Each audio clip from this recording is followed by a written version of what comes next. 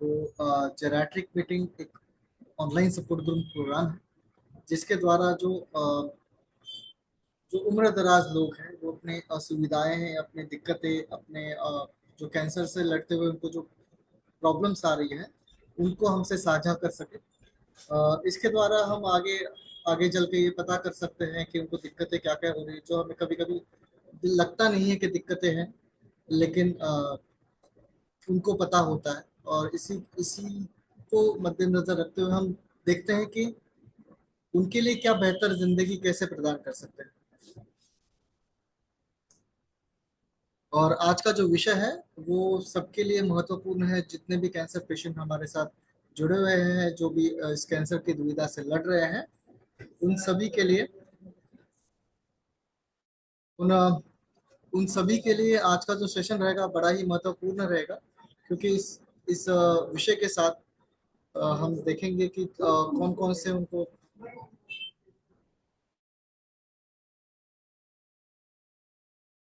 कौन कौन से उनको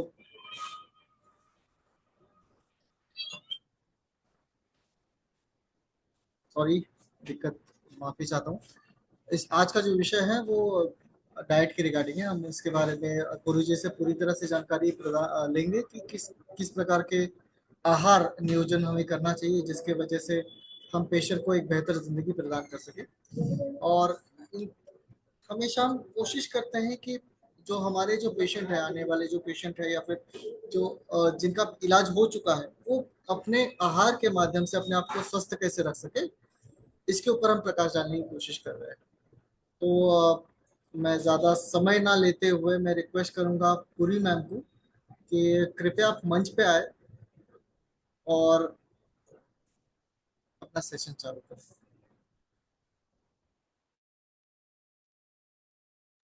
yes ma'am, yes ma'am. Ma'am सबसे पहले आपका स्वागत है हमारे जेरेट्रिक की इस मीटिंग में। और मैं बताना चाहता हूँ कि आप हम हमारे साथ हमेशा बने रहती है, हमारे साथ कभी भी कोई भी सेशन हमारे साथ वो कभी भी डिले नहीं करती है, हमेशा समय से पहले ज्वाइन करती है, इसके लिए बहुत बहुत शुक्रिया। Happy Diwali ma'am in advance. Happy Diwali. Yes. तो मैं आपका ज़्यादा समय नहीं लूंगा। आप बताइए, सबसे पहले आप बताइए कि अगर आप किसी उम्र दराज पेशेंट से आप डील कर रहे हैं तो पहले क्या दिक्कतें आती हैं, और उसको अगर उम्र दराज पेशेंट अगर कैंसर पेशेंट बन जाए तो और क्या दिक्कतें उसमें जुड़ जाती हैं। तो जी जी प्लीज जी। स्वागत है आपका, प्लीज आपके आप मंच आपका है। थैंक यू रतन जी, और थैंक यू संजीव जी जो मुझे इनविटेशन दिया। और सभी पेशेंट्स को मैं तहे दिल से हैप्पी दिवाली कहना चाहती हूँ, क्योंकि आज दिवाली का पहला दिन है, बसुबारस जिसको बोलते हैं। तो हैप्पी दिवाली रतन जी आपको, संजीव जी आपको, और सारे पेशेंट जो जुड़े हैं हमारे साथ। और इसके साथ मैं मेरा डाइट का सेशन शुरू करती हूँ। मैं स्क्रीन शेयर करती हूँ, अपने दीजिए।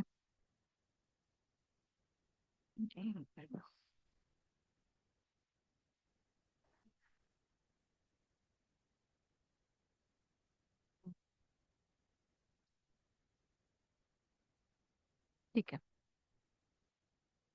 तो पहली चीज, जैसे रतन जी आपने पूछा, जैसे हम सब लोगों की उम्र होती है 60 के आगे, जैसे हम जाते हैं तो कई दिक्कतें आते हैं हमारे शरीर में। जैसे अचानक से धीरे धीरे से वजन घटने लगता है। क्यों? क्योंकि चबाने की क्षमता हमारी कम हो जाती है। खाना अटकने लगता है, क्योंकि हमारे जो अवयव होते हैं वो धीरे धीरे से ढीले पड़ जाते हैं। तो निगलना भी, जैसे पहले हम लोग इतना फास्ट बात भी, एक ही आपने भी देखा होगा कि पहले तो आप खाते समय बात भी करते थे वो, और उसी समय फटाफट खाना निगलते थे। लेकिन अभी इसमें से एक चीज भी करने गए तो ठसका या कफिंग होता है। तो क्योंकि क्या होता है, और धीरे धीरे से ऐसे महसूस होने लगता है कि खाना अटकने लगता है और दम घुटता है। इसलिए हमेशा आपके जो केयर गिवर्स है वो भी बोलते हैं आपको धीरे से खाओ, खाते समय बोलो मत। क्योंकि हमारे धीरे धीरे जो स्नायु होते हैं उसका चलन जो होता है थोड़ा स्लो हो जाता है। फिर हमारे फिर जैसे उम्र बढ़ती है, कृत्रिम दांत आ जाते हैं, उसके वजह से जो हमारा पसंदीदा खाना होता है वो भी हम कभी कभी खा नहीं पाते। फिर नींद कम होने लगती है। 3 या 4 बजे उठ के बैठ जाते हैं हम लोग, है कि नहीं? फिर फिर हम उसी समय हमारी पाचक शक्ति भी कम हो जाती है।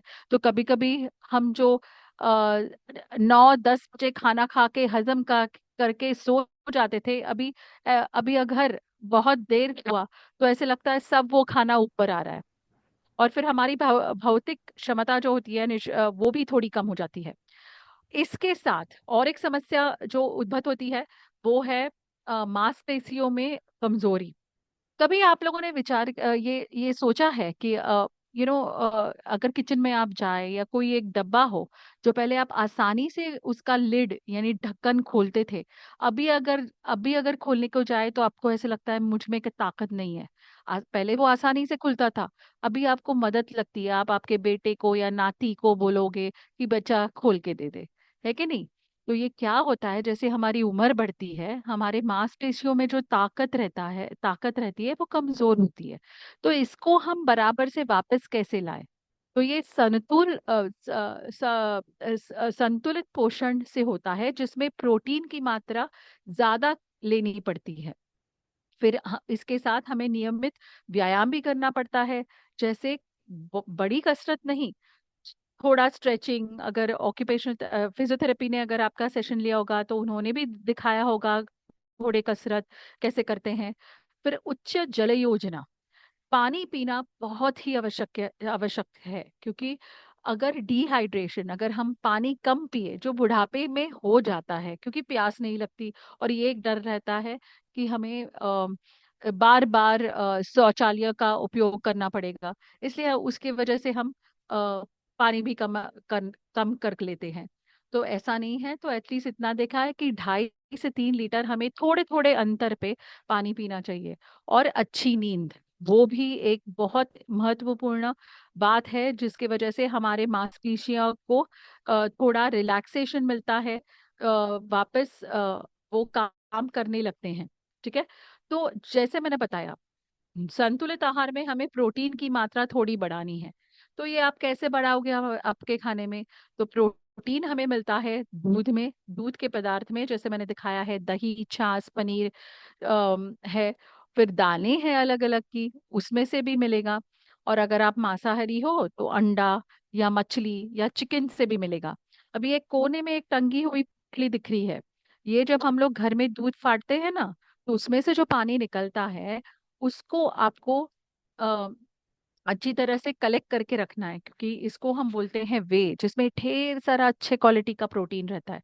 तो ये पानी आप क्या कर सकते हो कि जब आप दाल बना रहे हो तो उसमें इस्तेमाल कर सकते हो, या जब आप आटा गूंद रहे हो तो पानी के बजाय इसका इस्तेमाल कर सकते हो। ठीक है। फिर जैसे मैंने बोला, जल योजना भी महत्वपूर्ण है।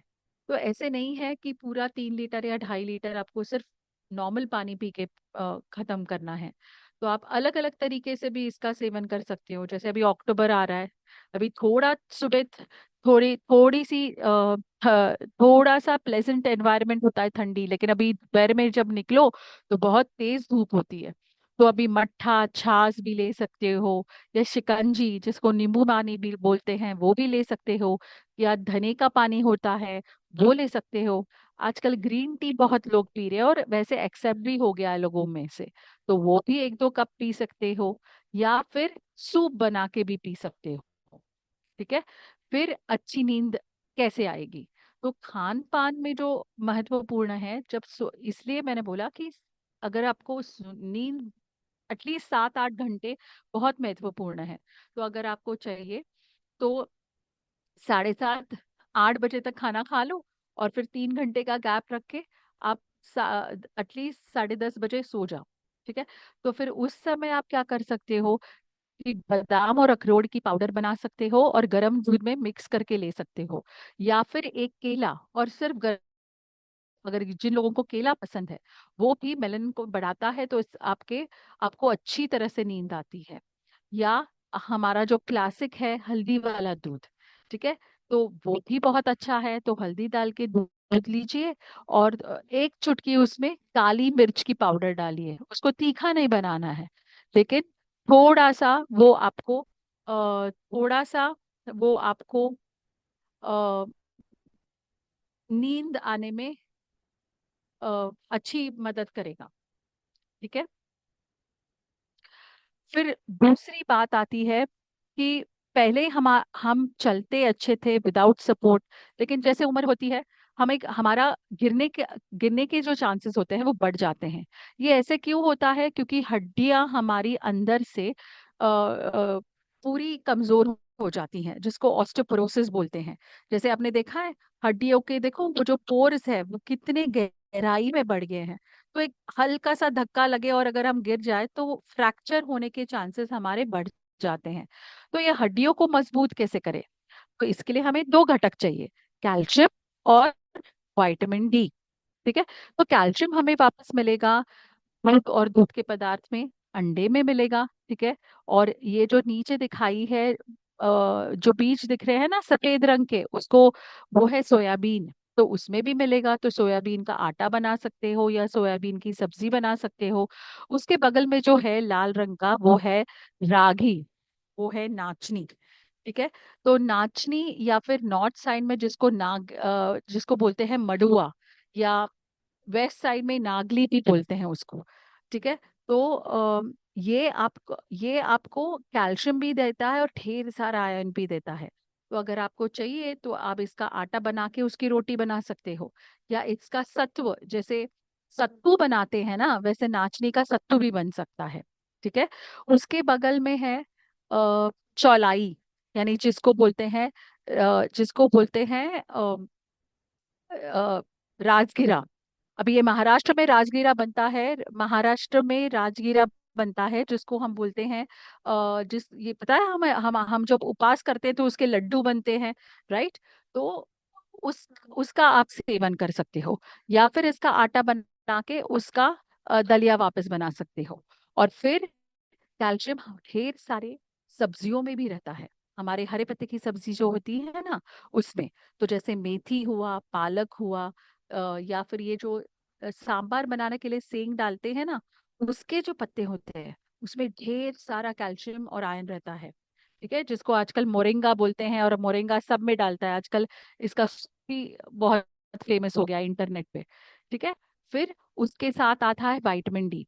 एक आसान तरीका जहां हमें विटामिन डी मिले वो है सूर्य किरण। ठीक है। लेकिन किस कौन से समय की धूप में हमें जाना है? पहले हम जब छोटे थे, यानी आप जब यंग थे, तब बोलते थे कि पहली जो धूप निकलती है कोहली वहां यानी 6 और 7 के दौरान, तब धूप पे बैठना चाहिए। लेकिन अभी ये कहते हैं कि 10:30 11:30 की जो धूप है वहां 20 मिनट तक अगर आप धूप में बैठे तो आपको ढेर सारा विटामिन डी मिलेगा। ठीक है। फिर खाने में ये मिलता है दूध में, फिर ये मशरूम छत्रक जिसको बोलते हैं उसमें मिलता है, अंडे के भलक में मिलता है, और मछलियां जो तेल युक्त होती है, तेल भरी, जैसे रोहू है, कातला है, बांगड़ा है, सुरमई है, उसमें मिलेगा। ठीक है।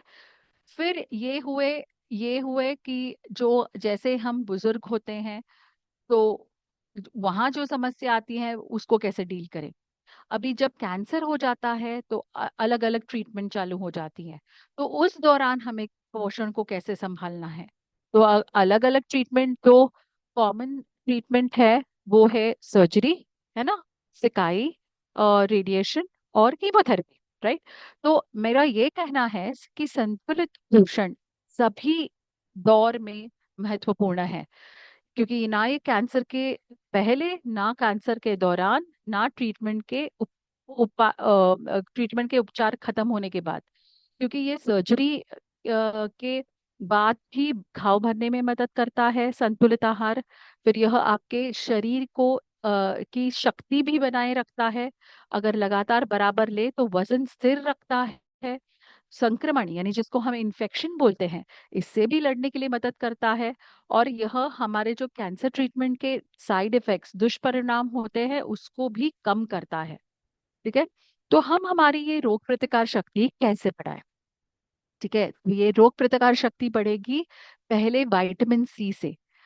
आप लोग तो नींबू सुबह सुबह उठ के पानी में अच्छी तरह से लेते हैं, तो वो एक अच्छा एग्जाम्पल है। तो लेकिन ये विटामिन सी हमको और किस चीजों में मिलेगा?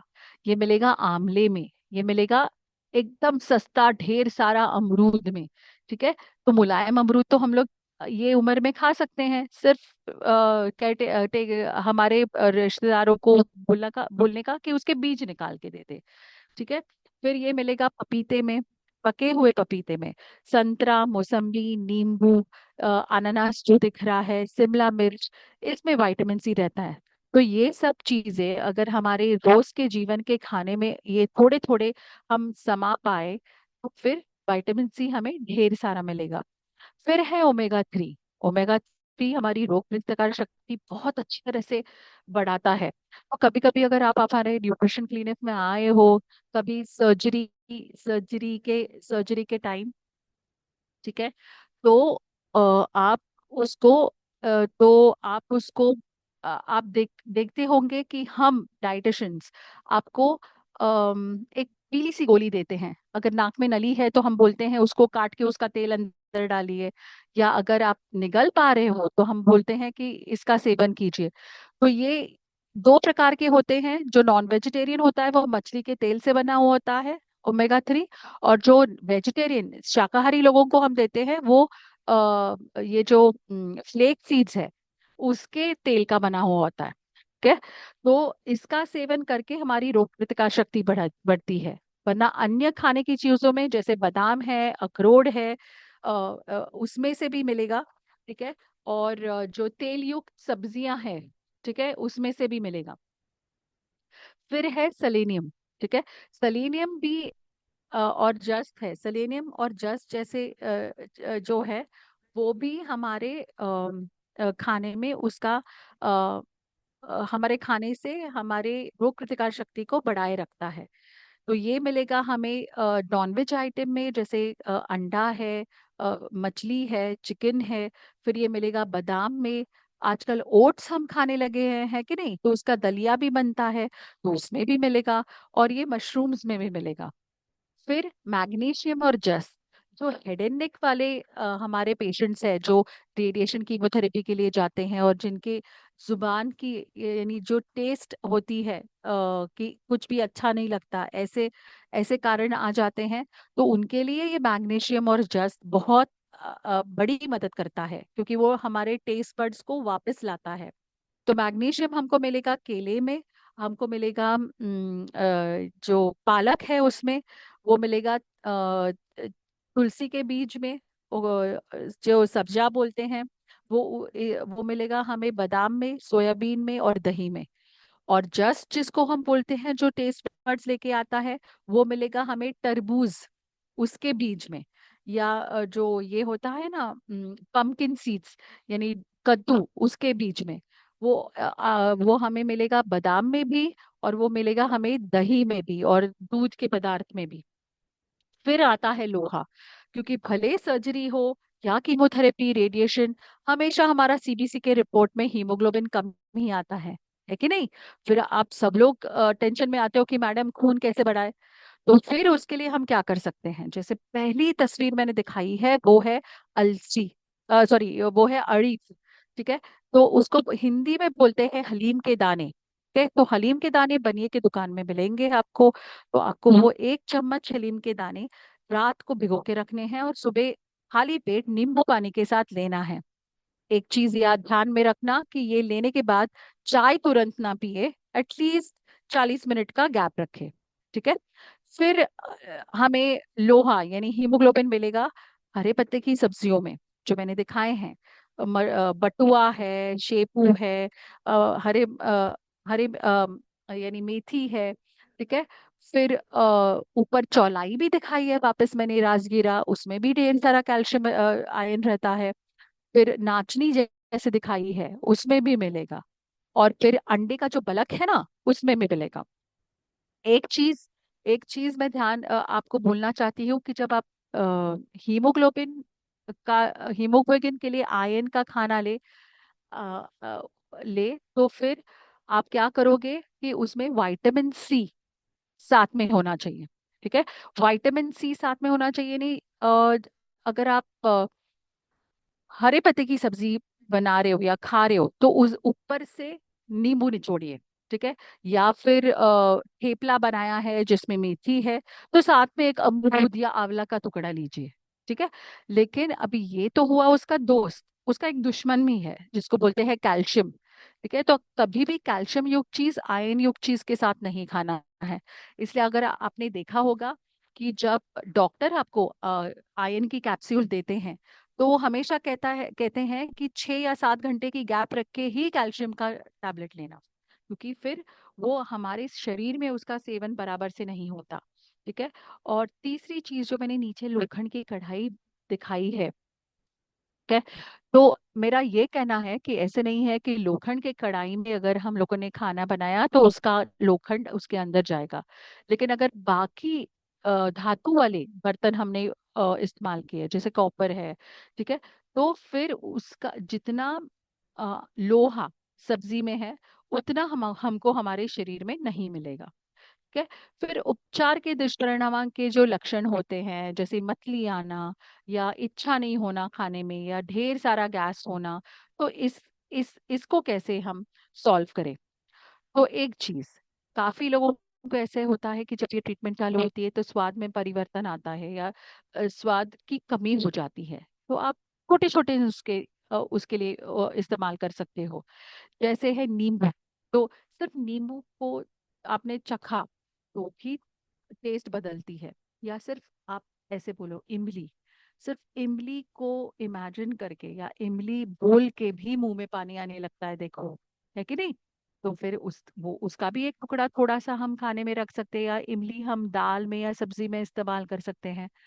फिर आमचूर वाली पाउडर, वो भी टेस्ट बढ़िया से लेके आता है। या फिर धना और जीरा की पाउडर होती है ना, वो भी उसका भी स्वाद स्वाद बहुत अच्छा रहता है, जिसकी वजह से भूख लगती है। कभी कभी खाना परोसने के समय ताजे धनिए के पत्ते या पुदीने के पत्ते अच्छी तरह से धो के अगर बारीक उसको चॉप करके अगर उस पे डाला तो भी ताजे ताजा उसका जो स्मेल आता है उसके वजह से भी हमें भूख लगनी शुरू होती है। और एक अच्छा नुस्खा मैं बोलती हूँ, जहां आपको ऐसे लगता है कि भूख ही नहीं लग रही है, ऊपर ऊपर तक खाना आ रहा है, तो आप क्या कर सकते हो, 1 इंच अदरक का टुकड़ा घिस के उसमें आधा नींबू निचोड़ के और काला नमक एक चुटकी डाल के उसका मिश्रण करके 20 मिनट खाने से पहले आप ले सकते हो। तो वो मतली जैसा भी होता है वो कम हो जाएगा और भूख भी लगने लगेगी। ठीक है, फिर स्वाद में परिवर्तन या या स्वाद की कमी आना। ठीक है, तो इसमें आप क्या कर सकते हो, वापस कोई धातु वाले बर्तन में खाना नहीं बनाना। ठीक है, कि क्या होता है, फिर उसका कभी काफी कीमोथेरेपी में पेशेंट्स ये कंप्लेन करते हैं कि हमें नॉर्मल पानी में भी ना लोहे का टेस्ट आती है। ठीक है, तो इसलिए धातु वाले बर्तन में अगर आपने खाना लिया तो वो टेस्ट और बढ़ जाएगा। ठीक है, तो इसलिए स्टील का बर्तन या मेलामाइन के बर्तन में खाना खाइए। और पसंदीदा खाना है वो रोज रोज ना खाए, क्योंकि जो आप केयर टेकर्स हैं आपको ऐसे लगता है कि पेशेंट कुछ नहीं खा रहा है, तो एटलीस्ट मैं पसंदीदा खाना रोज दूं, तो एटलीस्ट 2 निवाले ज्यादा खाएंगे। लेकिन ऐसे करके क्या होगा, वो ऊब जाएंगे और फिर उसको भी वो बोलेंगे कि हमें नहीं चाहिए। ठीक है, फिर मुंह के छाले और निगलने में दर्द, तो मैंने यहाँ क्या किया है, हमें क्या करना है जिसमें गीलापन हो वैसे वाले खाने इस्तेमाल करने हैं और मुलायम खाने।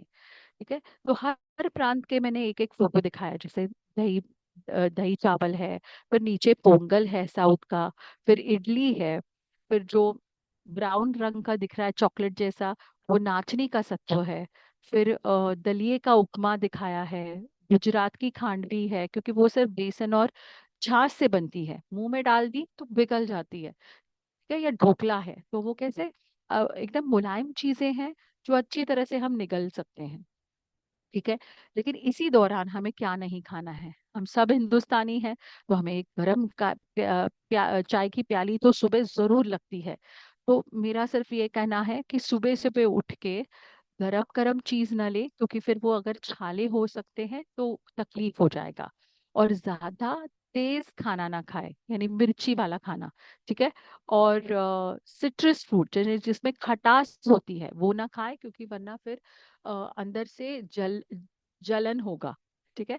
और तीसरी बात ये है कि हम बुजुर्ग काफी टाइम ना ये खारी टोस्ट और बटर खाते हैं, क्योंकि कैसे है, चाय में बुड़ो अंदर डाल दिया तो वो नरम हो जाता है, तो आसानी से 2-3 सुबह सुबह उठ के थोड़ा सा पेट में जाता है। लेकिन मेरा ये दरख्वास्त है, अगर वो नरम नहीं हुआ तो वो ऐसे ही कड़क होता है, और थोड़ा सा भी अगर लगे और मुंह में छाले हैं ना, तो फिर खून आने लगेगा, तो इसका ज्यादा सेवन ना करें।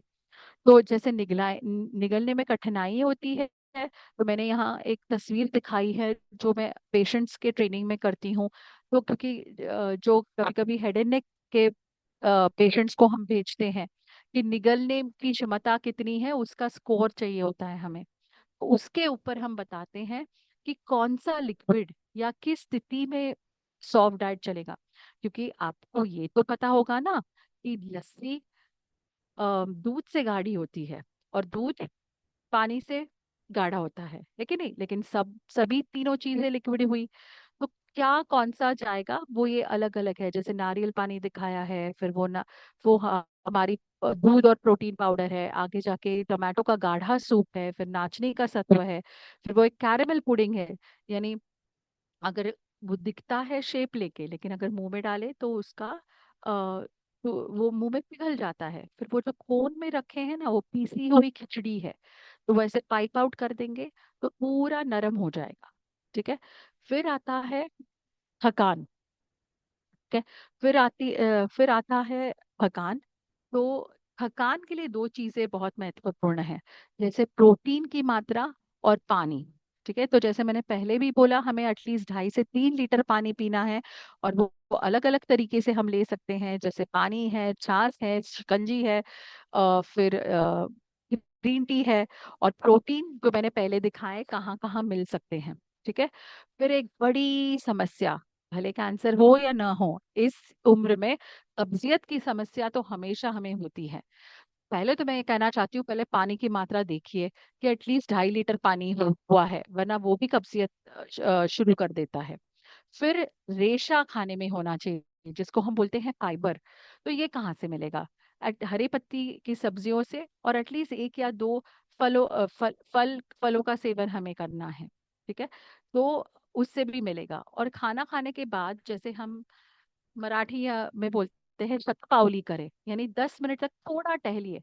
अगर टहल नहीं पाए आपकी उम्र की वजह से, तो एटलीस्ट बैठे रहें के 20 मिनट तक कुर्सी पे, और फिर लेटे, तुरंत खा के लेटना मत। तो थोड़ा जब अब्डोमिनल थोड़ी स्ट्रेचिंग एक्सरसाइज होगी, तो थोड़ा मोशंस के लिए भी कंफर्टेबल रहेगा। और एग्जैक्टली उसका उल्टा, दस्त। जब दस्त लगते हैं तो बहुत कमजोरी आती है, तो जब दस्त लगते हैं तो हमें दूध का सेवन तब बंद करना है, दही और छाछ चलेगा। और सुबह सुबह उठ के क्या करना है, काली चाय आधी नींबू निचोड़ के लेनी है। ठीक है। और फिर दही चलेगा। और गेहूं के बजाय ज्यादा चावल का सेवन करें, जैसे डोसा हुआ, दही चावल हुआ, केला, सेब, ये चीजें खा सकते हैं, जिसकी वजह से ज्यादा रेशा ना हो, तो वो अपने पॉटी को बाइंड करने के लिए मदद करेगा। ठीक है। फिर ये हुए साइड इफेक्ट्स के टाइम हमें क्या करना है। अभी एक जनरल जानकारी जो हमारे केयर गिवर्स के लिए है। तो आप जब जीडियाट्रिक पेशेंट का ध्यान रख रहे हो, उनका खाना बना रहे हो, तो इतना देखना चाहिए कि जब खाना बना रहे हो तो आप पहले आपके हाथ अच्छी तरह से धोए। फिर जो खाने की जगह है वो भी साफ सुथरी होनी चाहिए। सब्जियों को अच्छे पानी के नल के नीचे धोइए, और उसको रगड़ रगड़ के धोइए। और जो हरी पत्ते की सब्जी है वो मसल के नहीं धोना है। ठीक है। वो उसको बर्तन में लेके उसको मसल के उसको उठा लेना है, तो उसकी मिट्टी पूरी नीचे आएगी। अगर आपने ऐसे ही करके उल्टा किया तो वो मिट्टी जो निकली है वो वापस उसमें बैठ जाएगी।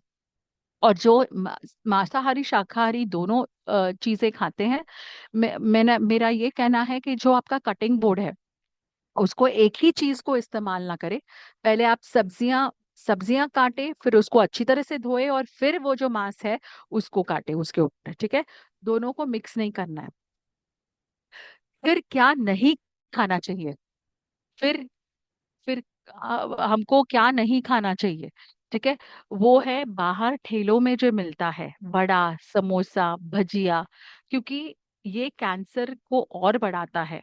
कभी आपने ये सोचा है, इतने बड़े बड़े पकोड़े जो तलते हैं वो लोग वही तेल दूसरे दिन इस्तेमाल करते हैं, और वो जो काला काला तेल बनता है वो एक कारण है कार्सिनोजेनेसिस के लिए। ठीक है। फिर फिर ज्यादा करके मीठे का सेवन नहीं करना है, जैसे गुड़ हुआ, अ, शहद हुआ, या शक्कर हुई। क्योंकि हमें क्या लगता है, शक्कर का सब्स्टिट्यूट यानी शक्कर के बजाय में हम गुड़ और शहद ले सकते हैं। ऐसे नहीं है, ये तीनों चीज एक ही है। ठीक है। फिर फिर फिर आता है पापड़, और पापड़ आता है, और अचार। क्या, ये भी नहीं लेना है क्योंकि ये प्रिजर्वेटिव है, हमारे घर का प्रिजर्वेटिव है। ओके। क्योंकि एक सोचा है कभी, अचार एक दिन में नहीं बनता, हम लोग उसको बना के रखते हैं, उसमें ढेर सारा तेल, ढेर सारा नमक डालते हैं। और पापड़ भी जब बनता है तो उसमें भी ढेर सारा नमक जाता है, इसलिए जब आपकी ट्रीटमेंट चल रही होती है इसका सेवन ना करें। फिर मिठाइयाँ, ज्यादा सॉल्ट, नमक, उसको भी नहीं डालना है। और आजकल कोविड के बाद जो ये रेडीमेड नॉनवेज आइटम मिले, क्योंकि क्या होता है, पेशेंट ना कंफ्यूज हो जाता है। जब सर्जरी होती है या कुछ ट्रीटमेंट होती है, प्रोटीन लेवल नीचे जाते हैं तो डॉक्टर बोलते हैं नॉनवेज शुरू करो। और अगर खाना पकाने की सुविधा नहीं है तो पेशेंट दौड़ता है मॉल में, आजकल ready to make nonveg item लेके आता है और तल के दे देता है। लेकिन ये नहीं डालना है क्योंकि उसमें ढेर सारे प्रिजर्वेटिव्स रहते हैं उसको नॉर्मल रखने के लिए। तो अगर बनाना है तो नॉर्मल नॉर्मल चिकन या फिश लेके आओ, जैसे आप घर में बनाते हो वैसे बनाओ, लेकिन ये कोल्ड स्टोरेज वाला लेके नहीं आना है। और वो ही चीज मैं बेकरी आइटम के लिए बोलना चाहती हूँ, क्योंकि उसमें भी ढेर सारा चीज और ढेर सारा अ, जो चिकनाई होती है, फैट रहता है, तेल रहता है, मक्खन रहता है, वो मौजूद रहता है। ठीक है। और तो जो देखभाल करते हैं उन उन लोगों को मैं थोड़े ये टिप्स देना चाहती हूँ कि भोजन को नरम रखें। जब आप बुजुर्ग जीरियाट्रिक पेशेंट का देखभाल कर रहे हो तो आसानी से उनको चबाने में मदद करें। जैसे खिचड़ी हुई, दाल चावल हुआ, सब्जी का सूप हुआ, उपमा हुआ, दही वाले दही वाले व्यंजन हुए। ठीक है। फिर थोड़ा थोड़ा दें उनको और बार बार दें, ऐसे नहीं क्योंकि क्या होता है, हम लोग सब लोग ना एक एक एक पैटर्न को एडजस्ट हुए। सुबह, दोपहर में और रात को, और स्पेशली बुजुर्ग लोग, उनको ऐसे लगता है बीच बीच में खाए तो मोटापा आएगा, अपचन होगा, नहीं। तो इसलिए आप क्या करें, ये जो 2 से 3 बार जो खाना खा रहे हैं ना, उसको ही थोड़ा थोड़ा डिवाइड करके 5 या 6 बार उनको दे दे। फिर पोषण को पौष्टिक बनाए। जैसे दूध अगर दे रहे हो और आपके पास प्रोटीन पाउडर नहीं है, लेकिन डॉक्टर ने बोला है प्रोटीन लेवल को बढ़ाना है, तो थोड़ी मिल्क पाउडर आती है, वो 1 चम्मच उसमें घोल लो। या दाल में थोड़ी सी घी घोल लो अगर वजन कम हो रहा है, लेकिन बाकी की समस्या नहीं होनी चाहिए। आटे में सूखा मेवा होता है, जैसे अखरोट बादाम की पाउडर हो वो डाल दो। फिर सब्जियों में पनीर डाल दो, ठीक है, या पनीर वाला पराठा बना दो। फिर बहुत मसालेदार या तेल युक्त खाना भी नहीं देना है, क्योंकि इसकी वजह से ना जलन होती है और उल्टी या मतली जैसे भी लगता है ट्रीटमेंट के दौरान। फिर भोजन को रसीला रखें, क्योंकि ना जैसे हमारी उम्र होती है, जैसे मैंने बोला, हमारे जो स्नायु होते हैं वो स्लो हो जाते हैं, तो निगलने में एज इट इज तकलीफ होती है। तो थोड़ा सा मॉइस्ट इंग्लिश में जिसको बोलते हैं, यानी थोड़ा पानी या ग्रेवी वाला खाना रखें, पूरा सूखी सब्जी ना बनाए। ठीक है। फिर पेशेंट की पसंदीदा भोजन दे, लेकिन रोज नहीं, एटलीस्ट ऑल्टरनेटिव, क्योंकि उसको देख के उनको भूख भी लगेगी, है ना। फिर भोजन को आकर्षक बनाए। क्या होता है, काफी बार हम लोग आलू की सब्जी जो पीली होती है, दाल पीली होती है, ठीक है, या फिर पत्ते गोभी की सब्जी जो पीली होती है, ऐसे बना के पेशेंट को दे देते हैं।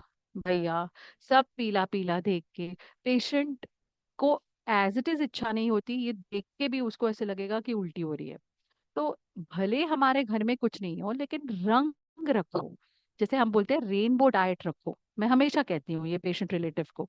तो जैसे अगर कद्दू की सब्जी है तो लाल रंग का कद्दू होता है, पीली दाल रखो, हरे पत्ते की सब्जी देखो। हुआ तो एकदम आसानी से खाना, लेकिन रंग बदल के उसको आकर्षक लगेगा कि मैं दो निवाले ज्यादा खाऊं। ठीक है। फिर पानी की मात्रा भी बराबर रखनी है। जैसे मैं बार बार लगातार बोल रही हूँ कि वो नारियल पानी, छाछ, उस तरीके से भी आप दे सकते हो।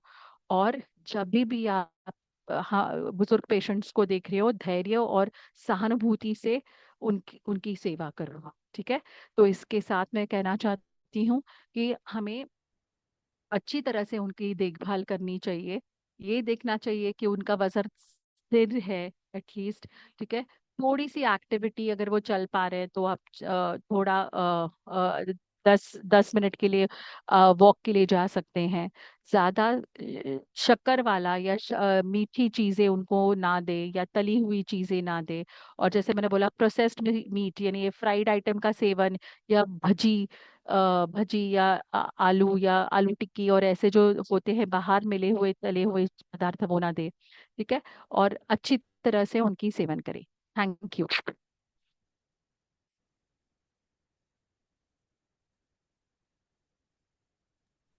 चलो, thank you, thank you very much ma'am.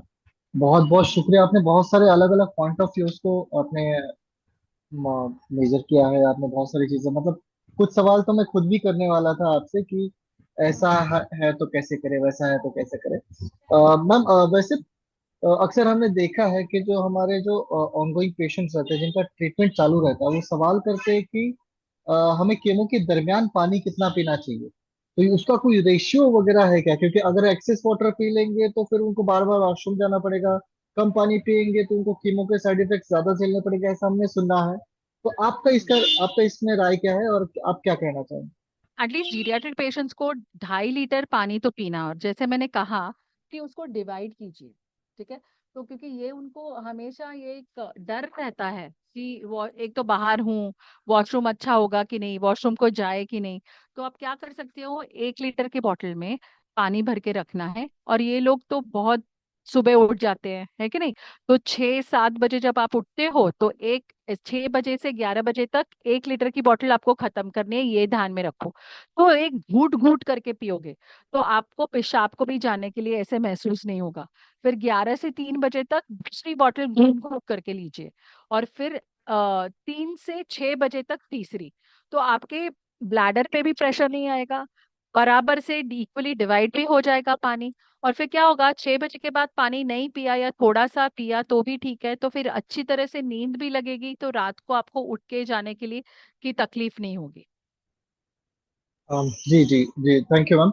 Ma'am, आपका इंस्टेंट नूडल्स के बारे में क्या ख्याल है? क्योंकि समय बचाने के लिए लोग मैगी बनाते हैं, तो आप बताइए क्या करना बहुत चाहिए। गलत है, इंस्टेंट नूडल्स गलत है, क्योंकि इंस्टेंट नूडल्स आपको ऐसे ना वो ड्राई दिखते हैं, लेकिन उसको उनको उनको वैसे ही प्रिजर्व करने के लिए वो क्या करते हैं पता है, ये जो सेवियां होती हैं उसको गरम तेल में कुछ सेकंड के लिए डुबा के फिर बाहर निकालते हैं।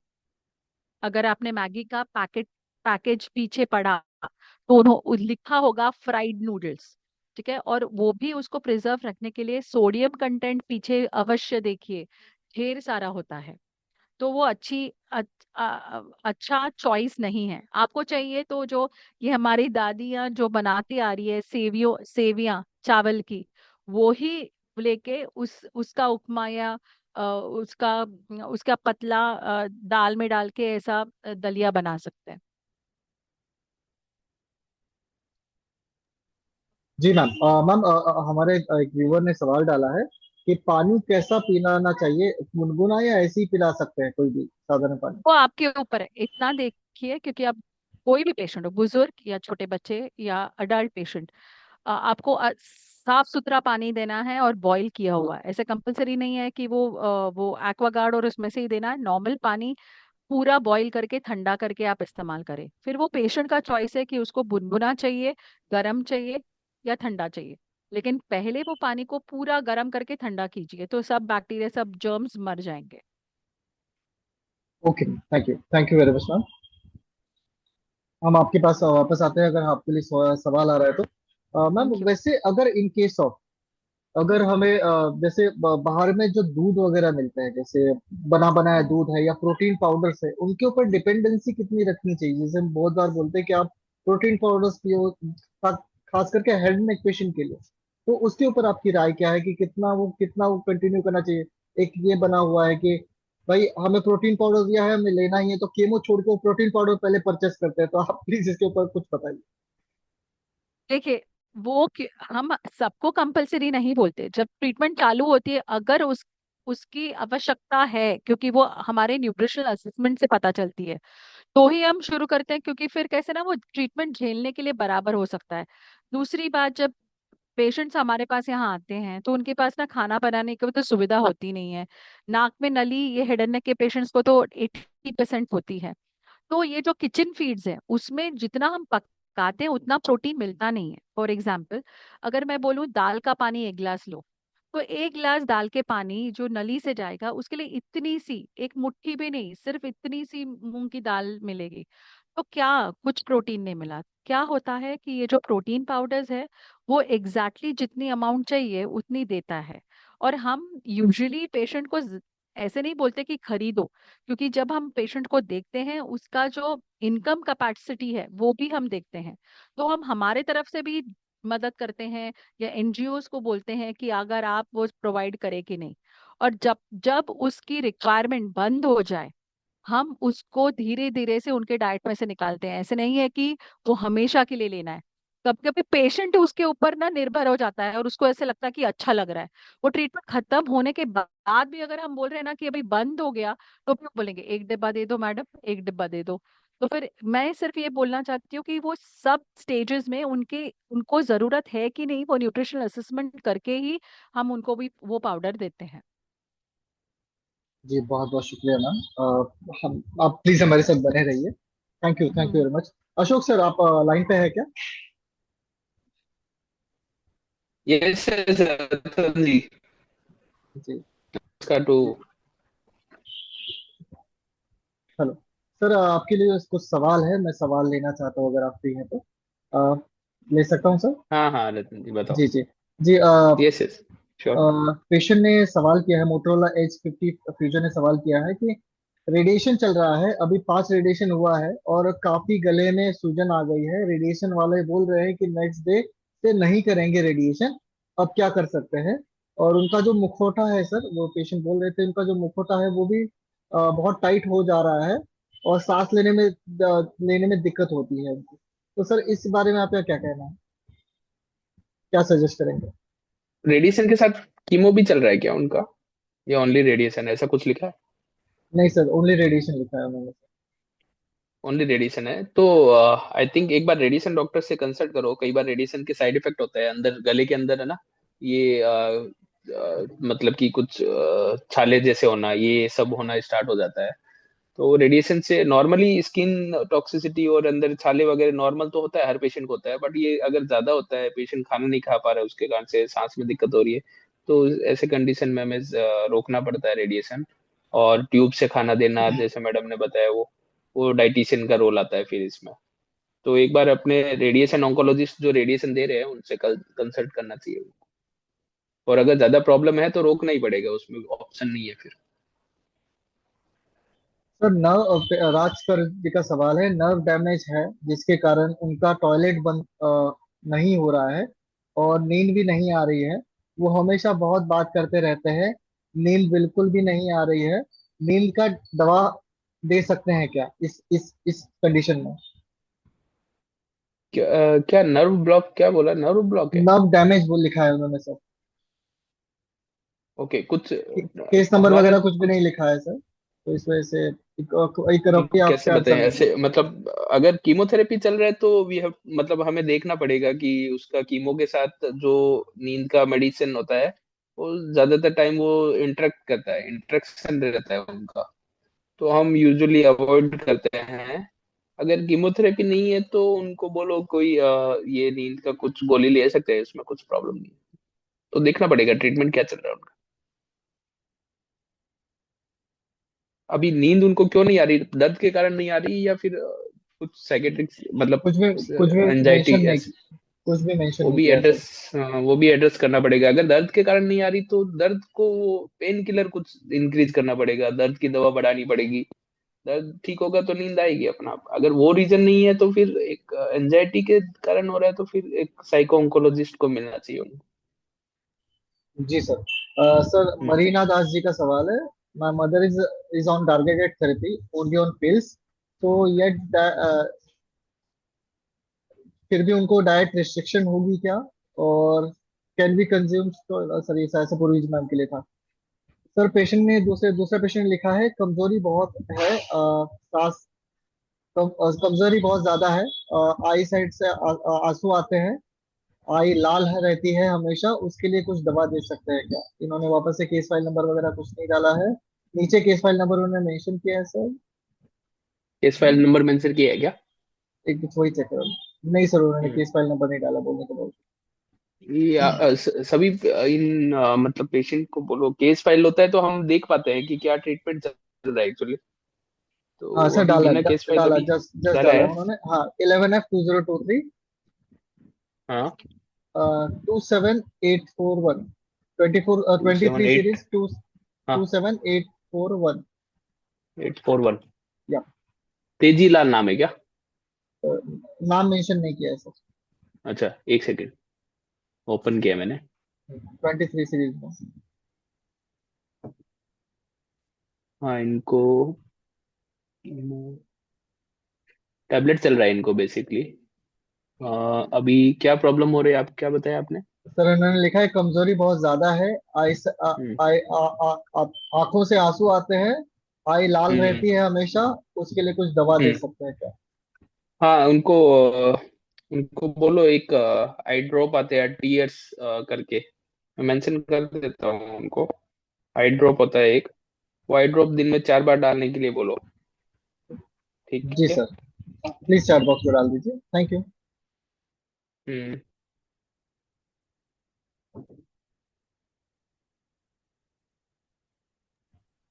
सर नेक्स्ट सवाल ले सकता हूँ। हम्म। यस। ओके सर, आपने डाल दिया। हम्म। ओके। यस रतन। सर आप मुझे एक क्यूरियोसिटी था, जब आपके पास कोई जेरियाट्रिक पेशेंट आता है, जो उम्र दराज पेशेंट आता है, तो आप किस तरीके से उनको असेस करते हो, या कैसे समझते हो कि उनके लिए क्या ट्रीटमेंट बेहतर है, क्या डाइट बेहतर है, या फिर आप असेसमेंट कैसे करते हो वो उसका एक, आप उसके लिए प्लान कैसे करते हो सर, अब उसके ऊपर थोड़ा ये डालिए ना, पता डालिए ना। जीरियाट्रिक पेशेंट बोल रहे हो? जी सर। हेलो। हाँ। सो जीरियाट्रिक मतलब जो भी पेशेंट हमारे पास 60 से ऊपर के आते हैं या 60 और मोर देन 60 एज, तो एक्चुअली हम उनका प्रोटोकॉल ऐसे रहता है कि हमारा एक जीरियाट्रिक असेसमेंट क्लिनिक है बेसिकली टाटा में। वो लोग देखते हैं कि उसमें पेशेंट का कंडीशन कैसा है, उसको क्या पुरानी क्या बीमारी है, उसका खुद से खुद काम कितना कर पाता है वो, और दूसरों का सपोर्ट कितना है, सोशल सपोर्ट बोलते हैं, खाना न्यूट्रिशन कैसा है, वो सब कुछ पैरामीटर्स होते हैं। वो सब देख के हम ये डिसाइड करते हैं कि पेशेंट को कीमोथेरेपी या जो भी ट्रीटमेंट देने वाले हैं उससे कितना साइड इफेक्ट आ सकता है ऐसे पेशेंट को, उस एक कैलकुलेटेड स्कोर होता है उसका। तो उसके बेसिस पे हम आगे पेशेंट को फुल डोज देना है, डोज कम करके देना है, सिंगल एजेंट देना है, डबलेट देना है, वो सब डिसाइड करते हैं, पहली चीज। दूसरा, जेनेटिक पेशेंट में हम दूसरे जैसे कि एज के साथ हार्ट के प्रॉब्लम होना, शुगर बीपी, ये सब भी हम वो टेस्ट करके देखते हैं, वो सब टेस्ट नॉर्मल होना चाहिए। फिर हम पेशेंट का देखते हैं कि अगर पेशेंट खुद से चल के आता है, इतना अच्छा कंडीशन है अगर उसका, तो हम यूजुअली हम उसको फुल डोज जैसे एडल्ट पेशेंट को देते हैं, उसके वेट और हाइट के अकॉर्डिंग जो डोज निकलता है वो डोज देते हैं। अदरवाइज ऐसे पेशेंट को हम फिर, अगर पेशेंट व्हील चेयर पे आता है, स्ट्रेचर बाउंड है, वीक है, तो ऐसे पेशेंट को हम यूजुअली कम डोज से स्टार्ट करते हैं, और अगर वो अच्छे से टॉलरेट करता है, साइड इफेक्ट नहीं होता है, तो फिर हम उसको धीरे धीरे डोज बढ़ाते हैं आगे की सब्सिक्वेंट साइकिल्स में। और साथ में जो हमारे जैसे डाइटिशियन क्लिनिक है और हमारे दूसरे जो जीरियाट्रिक क्लिनिक्स है, उनका भी सपोर्ट से वो थोड़ा उनका न्यूट्रिशन बिल्डअप करता है। जी सर, तो सर डाइट या न्यूट्रिशन का बात निकला है, तो आप हम्म। कितना योगदान मानते हैं कि न्यूट्रिशन को कितना जरूरी है, खास करके एल्डरली पेशेंट्स के लिए, किस तरीके से आप ये बहुत करेंगे।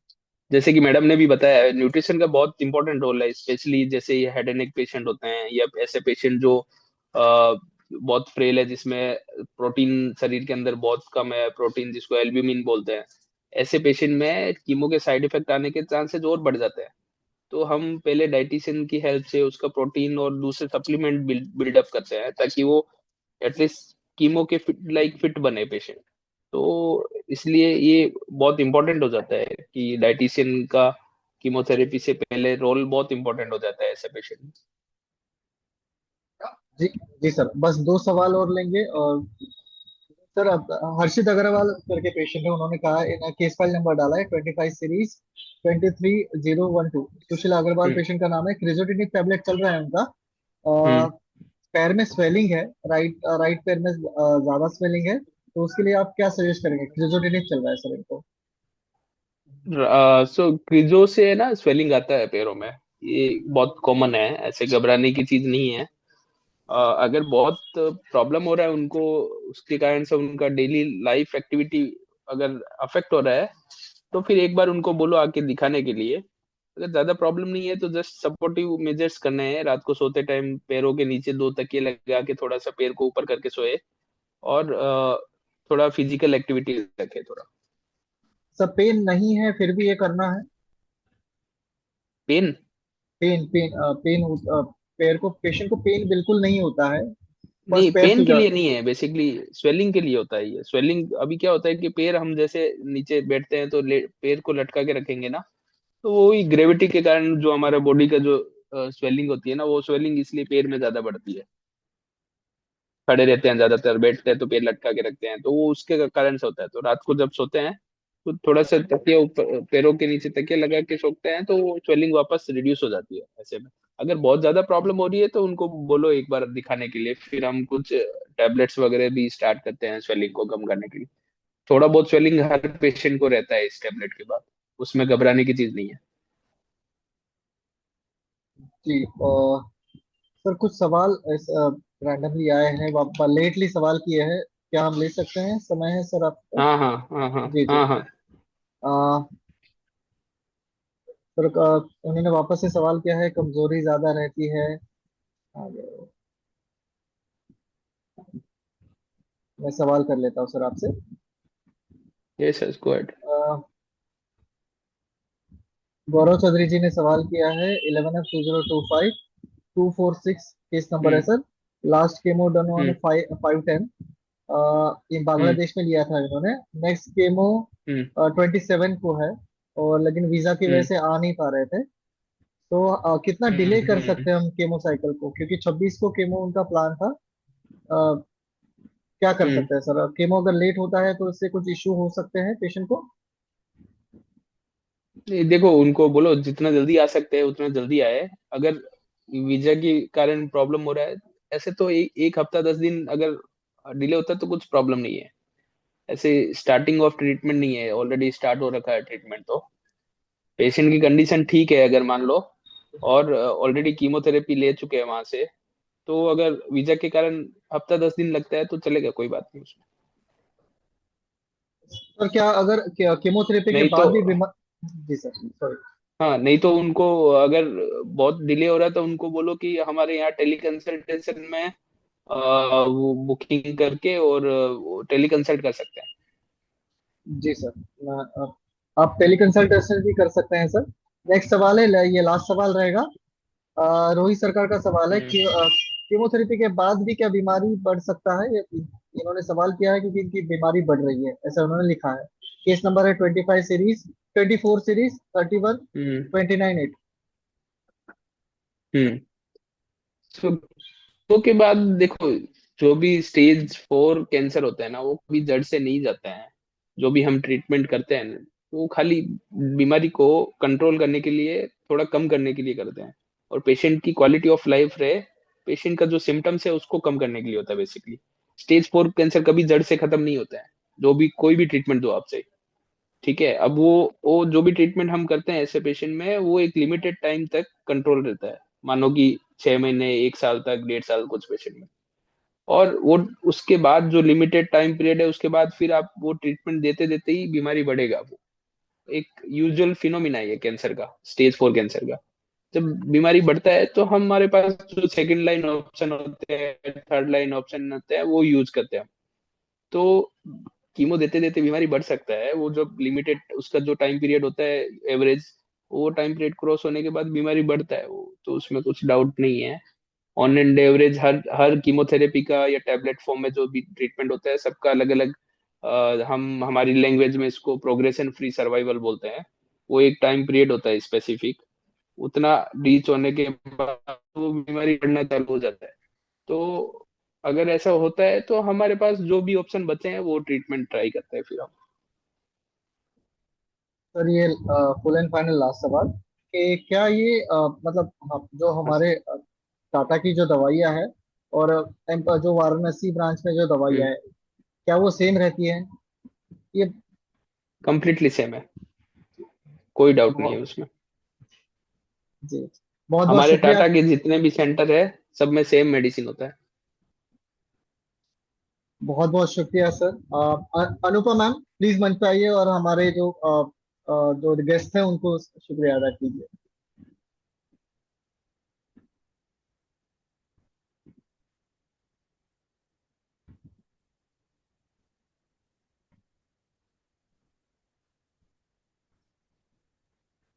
हाँ। रतन जी, वो यस यस। अनुपमा मैम आने तक वो जो मरीना दास का क्वेश्चन था ना, वो जी टारगेटेड जी जी थेरेपी जी के लिए, जी जी तो जी उनको ये कहना चाहती हूँ, अगर वो टाटा आ रहे हैं तो न्यूट्रिशन क्लिनिक दिखाए। वैसे तो कोई रिस्ट्रिक्शन नहीं रहता, लेकिन उसके साथ अगर उनको अन्य बीमारियां हैं जैसे डायबिटीज, हाइपरटेंशन, क्योंकि उन्होंने वो स्वीट रिस्ट्रिक्शन भी लिखा है, तो उनका जी जी डिटेल में जाके फिर ही हम बता सकते हैं, एक जनरल स्टेटमेंट नहीं दे सकते इसलिए। जी जी जी। थैंक यू मैम, आपके यस। पास सवाल लेने के लिए आने ही वाला था मैम और उसके पहले ही आपने जवाब दे दिया। Thank you very much ma'am. तो ऐसे अनुपम मैम अपने आप को अनम्यूट नहीं कर पा रही। तो ये थे हमारे पूर्वी मैम और ये हमारे अशोक सर थे, जो हमेशा ही हमारे ऑनलाइन मीटिंग्स के लिए बिल्कुल रेडी रहते हैं। हमेशा भर भर के आके रिस्पॉन्स देखे देखे आपने अपने अभी देखा ही होगा कि मैम ने खुद आके हमें बता दिया कि ये सवाल का ये जवाब है। तो प्लीज हम आपसे हमेशा के निवेदन करते रहेंगे कि हमसे बिल्कुल जुड़े रहिए। हम आपसे ये आपके लिए ऐसी नए नए विषय लाते रहेंगे। तब तक के लिए पूरी मैम और अशोक सर का बहुत बहुत शुक्रिया अदा करना चाहूंगा। और मैं आपका भी शुक्रिया अदा करना चाहूंगा कि आप इतना समय निकाल के हमारे मीटिंग को ज्वाइन करते हैं और अपने आप अलग अलग सवालों के जरिए हमारे हमारे अलग अलग चुनौतियां लाते हैं। हम उन चुनौतियों का बिल्कुल स्वागत करते हैं। तब तक के लिए नमस्ते, आदाब, सत श्री अकाल, शुक्रिया, शब्बा खैर, सायोनारा।